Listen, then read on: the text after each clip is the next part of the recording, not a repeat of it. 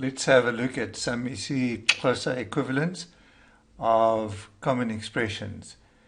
First of all, how to express still, no longer, or not yet. Something is still or no longer or has not happened yet.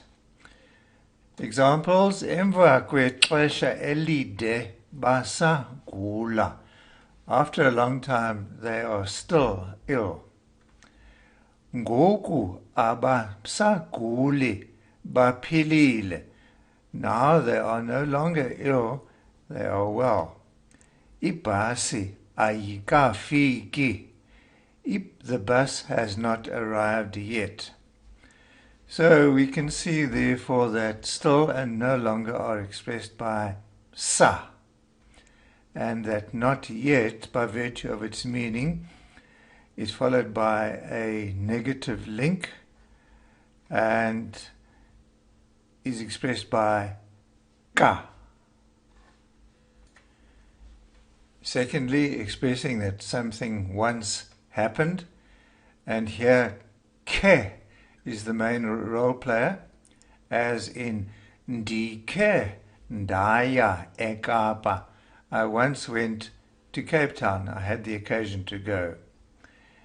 Or ndake ndaya eKapa. I once went to Cape Town, the same meaning. We will explain later. Uke wasebenza evenkileni. Have you ever worked in a shop? Or wake wasebenza evenkileni. Have you ever had occasion to work in a shop long ago? Sike safunda isiXhosa. We once studied isiXhosa. And sake safunda isiXhosa. We once studied isiXhosa a long time ago.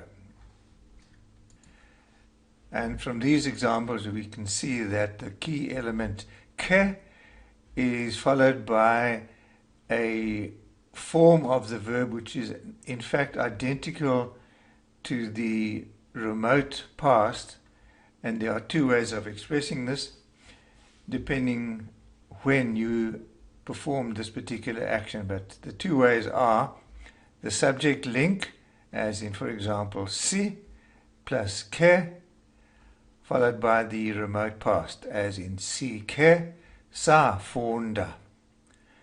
Or the remote past link, as in sa plus ke, followed by the remote past, as in sa ke safunda isiXhosa. We once studied isiXhosa. Good. The end of the video. Enkosi.